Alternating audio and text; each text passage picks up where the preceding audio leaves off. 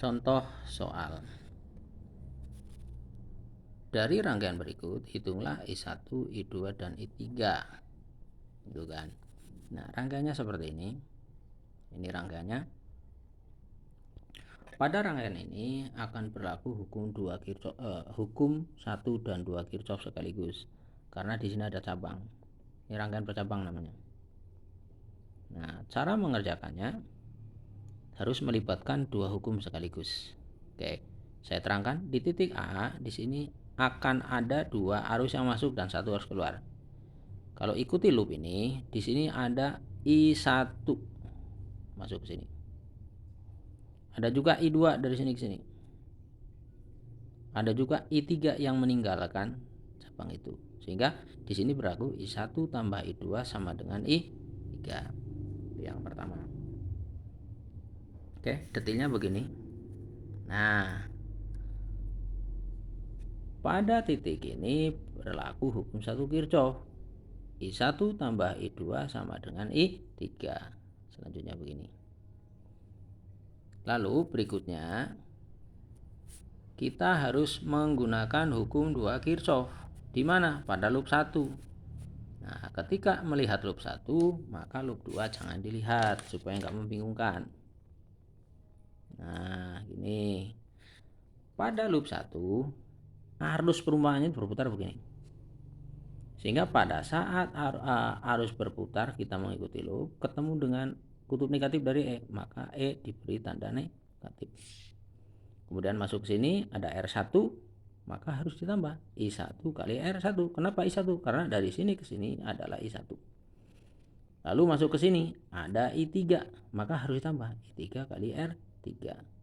Masuk lagi ke sini sama dengan 0. Sehingga kalau dimasukkan nilai-nilainya akan menjadi seperti berikut. Nah, ini kita masukkan angka-angkanya sesuai dengan yang diketahui. Ketemulah ini. Kita masukkan ini I3 adalah I1 tambah I2, maka ketemulah ini terakhir.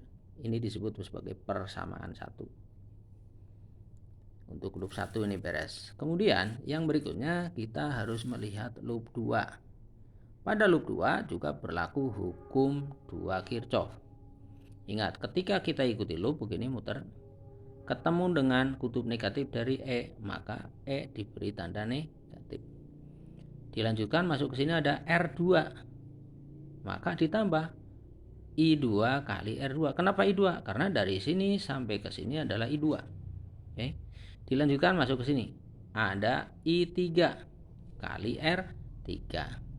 Lanjut ke sini lagi, ketemu E lagi, maka sama dengan 0. Dengan 0.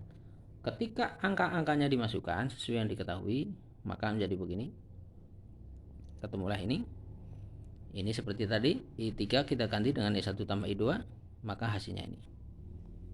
Ini kita sebut saja, kasih ngaran namanya persamaan 2. Nah, setelah dua persamaan diketemukan, maka kita bisa mencari I1 atau I2. Pilihannya adalah kita mau mencari I1 dulu. Oleh karena itu, kita harus gunakan eliminasi. Persamaan 1 dan persamaan 2 sama-sama kita, yang persamaan 1 kita kalikan dengan 9, persamaan 2 kita kalikan dengan 6, maka ketemu angka yang sama. Sehingga ketika ini dikurangi, ini hasilnya 0. Tinggal ini. Sehingga terakhir I1 sama dengan 0,6 ampere. Dan ini nilainya positif. Ketika nilainya positif, maka arah kuat arus sudah sesuai dengan arah loop. Itu. Yang berikutnya. Nah, yang berikutnya. I1 sudah ketemu, maka kita substitusikan masuk ke persamaan 1. Ini persamaan 1 ini tadi. I1 kita ganti dengan 0,6 karena sudah ketemu. Maka ketemulah ini. Maka hasilnya adalah negatif 1. Ini kan negatif nih. Sorry. Hasilnya adalah 1. 6 dibagi 6 sama dengan 1. Karena hasilnya positif, maka I2 juga sudah searah dengan arah perumpamaan atau arah loop. Nah, kemudian tinggal terakhir kita mau mencari yang namanya I3. Untuk mencari I3, maka I1 dan I2 kita masukkan ke hukum 1 Kirchhoff, di mana I3 sama dengan I1 tambah I2. Kita masukkan ini nilainya, ketemulah angka ini. I3 juga ketemu positif 1,6 ampere. Maka kesimpulannya I1, I2, dan I3 sudah sesuai dengan arah aliran loop. Maksudnya sudah sesuai dengan arah loop.